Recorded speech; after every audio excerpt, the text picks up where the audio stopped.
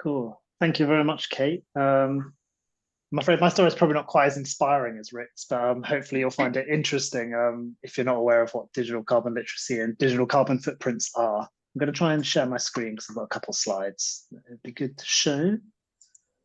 See if that works. Has that loaded for Yeah, it anybody? has, Colin, yeah. Fantastic. Cool. Digital carbon literacy. So I guess what we're going to cover is sort of what it is, what we mean by a digital carbon footprint, why it matters, and what you might be able to do to help through that. Just first, I guess I'm from working here today on behalf of the company I work for, which is Optimo. We're a sort of change and business consultancy that works with all sorts of organizations that have a climate or a community-driven purpose. We help to make their operations more efficient, work more effectively, because we believe if they're working more effectively, they'll be able to reach more people and have more positive impact. So that's us. I'll move past that and on to more interesting bits. So how bad is the problem of digital carbon literacy or digital carbon footprints? So this is a statistic that sort of blew my mind a little bit when I was doing some research originally on this, but the digital industry accounts for about 4% of the world's total emissions, which compared to the shipping industry and the aviation industry together is only about 2.6, which you would have thought would be far larger. And then going forward to 2040, the digital industry is expected to be about 14% of the entire world's emissions.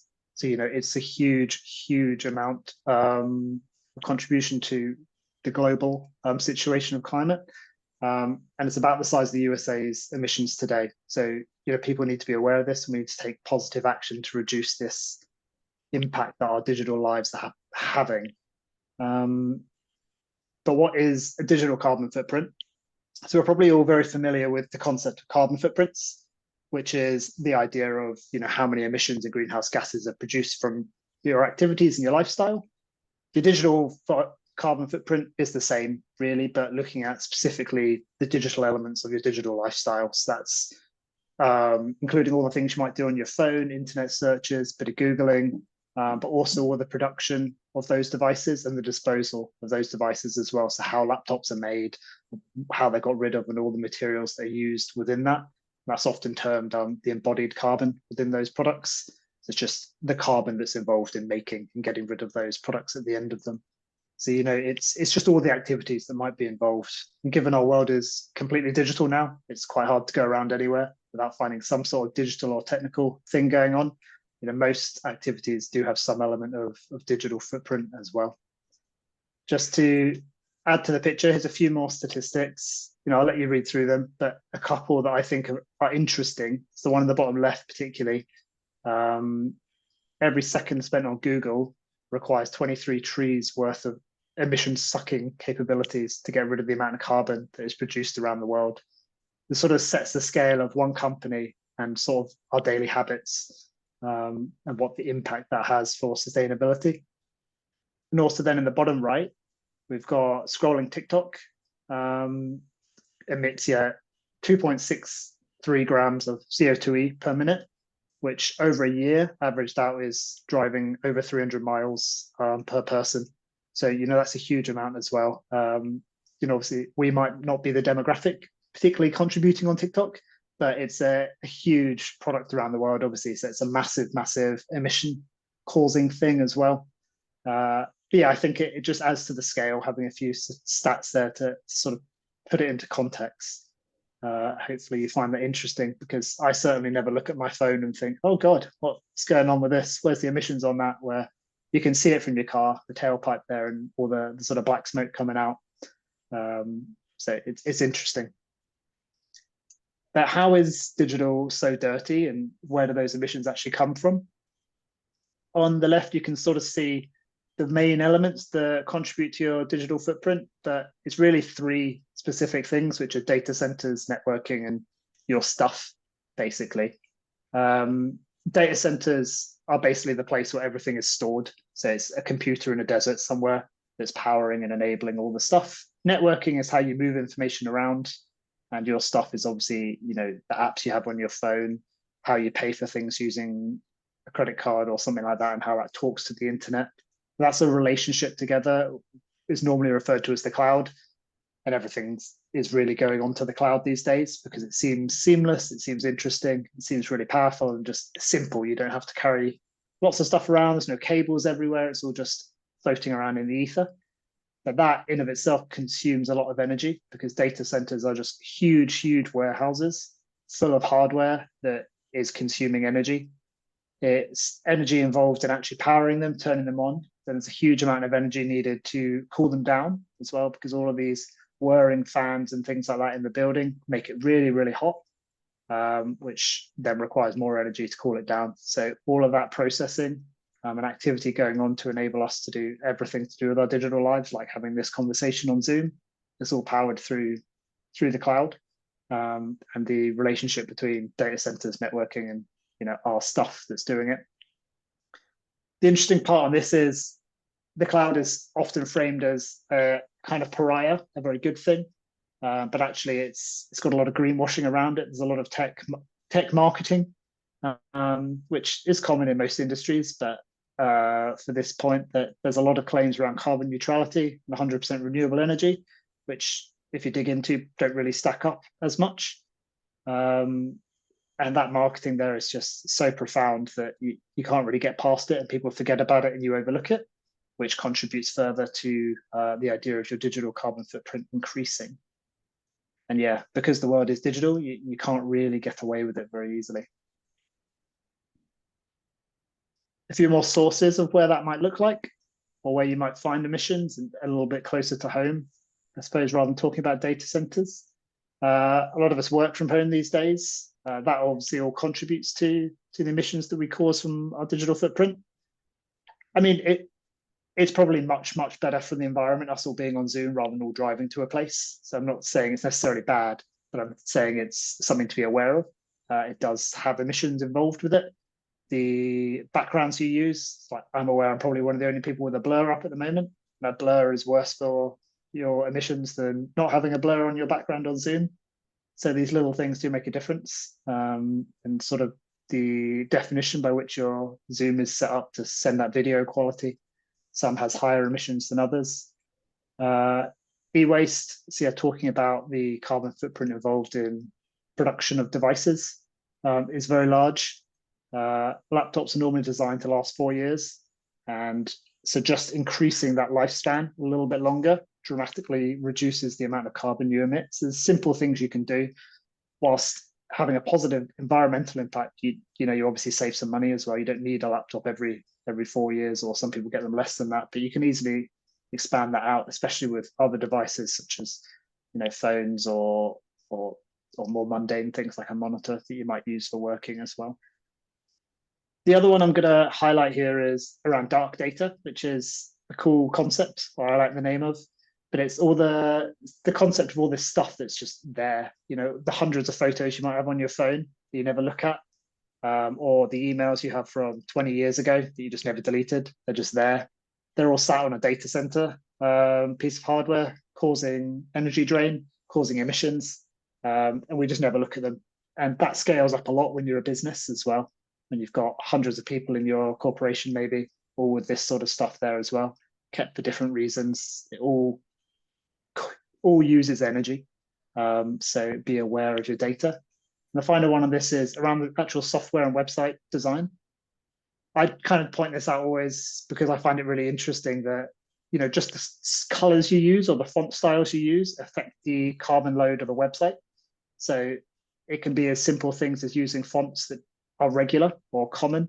So if you always see websites written in the same font, they're probably a lower carbon quantity load than much higher or unique, specific, cool, funky looking fonts. And you can calculate how carbon intensive your website is. That little screenshot there is from my company's website, Otimo. So we're rating it a C, which isn't great, but it's better than the average. There's probably lots of things we could do to improve that as well. I just find it interesting. Those tiny little changes can have a big, big difference. And lots of those changes actually make it more inclusive, more accessible as a website as well, and less privacy invasive as well. Turning things off like cookies If they weren't on websites, there'd be a lot less carbon load involved in going onto a website. And a cookie is just a thing that tracks your activities so you can be better sold things more specifically later on. So, if websites didn't have them, they'd have a better sustainability footprint as well. But what can you do about it, I guess? So the first thing is around education and awareness. Then there's a concept that people call around digital decluttering. So it's like a spring clean, but for your digital life. And then making conscious and sustainable choices. And then as a business, there's a whole host of other things you can do, similar to the first three, but a bit more scaled up perhaps. So in the education and the awareness piece, it's really around just being aware of this from the start of. So as I said, there's a lot of excellent marketing that stops these things from coming into our view as a thing that does actually contribute to the sustainability or the environmental impact that our lives or our activities have. So just taking some time to think about that allows us to make informed decisions around our digital carbon footprint. So that's like the absolute key, crucial thing, and tell people about it, that more people know about it. But then actually taking some action on that is to go for a digital declutter. So spring clean your digital life, delete all the old photos, the old emails that you don't need. I don't know if you're like me, but if I ever take a picture of my dog, there ends up about 8 pictures of the same thing because you're trying to get one. And then you just leave them there because it doesn't impact you at all. So actually taking the time, the few seconds to delete the old photos as they're taken, or taking them in a slightly lower quality or stuff like that, it makes a big, big difference when scaled up around the world, when there's millions and billions of us doing this every day. The other stuff on there is to think about what tooling you use. This is probably more business related, but using multiple applications all the time, having them all open in the background, it all consumes energy as well. Whereas actually, you might just want to have one that is more efficient. It's going to be more efficient for your ways of working, but also it's less energy intensive. So it's being aware of those sorts of habits as well. And what's the other one I was going to say? Yeah, there's some interesting things you can do around making sustainable choices. So on this, you can be quite proactive. So in the final bullet point there, it's around turning things like auto download off on your phone and downloading things before you go out. I go running quite a lot. I live in an area without very good phone signal. So I download things before I go out because I have to. But actually, that's much more carbon efficient than downloading and streaming it as you're running. So if you're on the train, maybe download the podcast you want to listen to before you leave the house. Little actions like that, scaled up, make a big, big difference. The other things are more common to what we would consider around our carbon footprints in general. So repairing and reusing our equipment, buying secondhand stuff, extending the life of your equipment and the tools you use. It makes a huge difference to the carbon, the embedded carbon, so that sort of lifestyle, lifelong carbon involved in that device. So just think about whether you need extra things, whether you need to change it, whether you need to upgrade it. It makes a big difference. And then moderate usage. I know when I Google things, if it's not in the first sort of 3 results, I re-hit enter to see if it's changed for some reason, or tweak the wording to do it again. Whereas actually it might just be on page 2. You haven't had to run these searches every time, but it's just habits that we get into because they're easy and they're simple.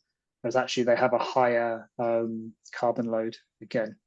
So it's about making conscious choices, which is obviously only enabled when we're a bit more aware of our digital lives having a carbon impact, which before I started learning about this, I just didn't really think about it particularly. As a business or as any sort of organization, there's some things you can do which have a much larger impact, I suppose. If you run a website at all, make sure it's green hosted. It's pretty easy to do. That sounds complicated or technical. If you just type in green hosting on Google, it will find you how to do it and you can swap it over. But it just means that the pieces of hardware that are running your website, they're powered by renewable energy or backed by renewable energy. So it's obviously a much less carbon intensive way of running your website. You can have a more efficient data policy. So that idea of dark data, stuff just sitting there in your archives for ages. If you run a business, you can have a policy which might automatically delete that stuff if it's not looked at within a year, 2 years, 3 years, whatever is right for your business, obviously. But the point is to take active steps on it rather than just letting it sit there and accumulate like files in your attic that you never really look at, that take up space and just require energy because they're sat there. The third one is a bit more technical, but it's about resource management. So making sure that the way you do things internally, the way they're stored is thought about, and you can think of efficient ways to do it, rather than just sending the same thing to everybody. It's akin to, do you need to send a letter to everybody individually, or can you just send a message to them as one group, or when everybody's there, send it as one message? Things like that make a big difference. And then a supply chain review, obviously start conversations with whoever you procure things off, talk to them about their carbon emissions, where their energy comes from, how they measure it, what sort of impact they're having, and what steps they're taking to reduce the emissions involved with that. Because suppliers often like to be engaged with it, they just need a reason to. So if they start getting people asking them about it, particularly charities or public sector organizations, if they start asking their procurement bodies, what's the carbon emissions involved with you delivering this, because this other one's got this impact, are you less or more than that? They'll suddenly think, oh God, we're going to lose the person we're selling to, so we need to take some action here. That's a great way to, I guess, make a positive impact quite quickly, quite easily, and it forms a long-term relationship about managing your longer term supply chain emissions, which is incredibly important in of itself. Next one, I guess, finally, this is quite short, but why does it matter? It's the message I've been saying through. It's quite hidden, the emissions involved in your digital life, because there's no smoke or fumes popping up anywhere, unless your computer's breaking in front of you, and you're probably going to need a new one. But yeah, it's just hidden. It's marketed away really, really well, and companies encourage a very active consumerist digital lifestyle, which we don't think of necessarily as bad because it doesn't necessarily cost more money. You don't have to go out and get anything. All these little habits that companies encourage within us have a carbon impact as well. One that I noticed recently was O2. They've started doing a 90 days new phone scheme. So you can get a new phone every 90 days, unbox it, enjoy that feeling, and send it back. And they say they recycle it every 90 days, but I mean, who needs a phone every 90 days? It might be fun, it might be cool, but the amount of raw earth materials that are needed to be mined to make those new phones on repeat, and they're not going to be much different if you've only waited 3 months to get a new one. So that sort of behavior that is being driven by companies is hugely impactful on our digital carbon footprints. And then obviously it has a big impact, both personally, nationally, and globally when we scale this stuff up. So it's really important. I guess one thing just to highlight this, I opened a website just before when I joined the call. This is showing the amount of emissions produced by Google since I joined the call about 2 o'clock, and it goes up obviously every second. So I hope you can see that, but it's just a large number that just increases and increases. It's a thing produced by an artist to try and get this concept across, how quickly Google contributes to our emissions across the world. So that's me. If there's any questions, please feel free. Thank you so much, Colin. That was absolutely fascinating and made me feel terrible about a lot of my online habits. But just things that we can all do, whether it's personally or at work or in our organisations. It was so fascinating. Thank you so much for sharing all those facts and figures. You're welcome. Chris, do you? Good, yeah, because Colin, I just needed to know a few things just so you'll talk to me still. Well, firstly, I always have reduced tooling, just so you know. And I do my photos. I get rid of the ugly ones, and I do declutter my emails. And although I've got a very long Spotify playlist, it's downloaded, and that's what I use when I'm in the car. Colin, I'm doing my best. That is phenomenal. You're hitting all the stuff, Chris. I'm doing my best. There's a load of other stuff I'm sure I'm outrageously better. But that is so interesting, especially about dark data and the storage and people holding on to stuff just because you can. I mean, you Yeah. need. So when it was the paper days, obviously we used to have like a 7-year ruling, then everything got shredded and deleted and removed. But the other stuff, just because you can hold on to it, it's a fast. I mean, it's only going to explode, this topic, isn't it? Because it's just so much that the vast majority of people will not think about. Yeah. I was not bored 1 minute, nor was I with you, Rick, just to get that in very quickly. But that was really, really interesting. Have you won any awards by any chance, Colin? No, not yet, but Well, you I'm can sit open for proud then, nomination, Rick. Chris. You've won awards. So that's really fascinating topic, Colin. That is so interesting. Thank you so much. You're very welcome. Very welcome. Thanks, Colin. I think what I'm going to do, because, you know, I've had the same personal email address ever since I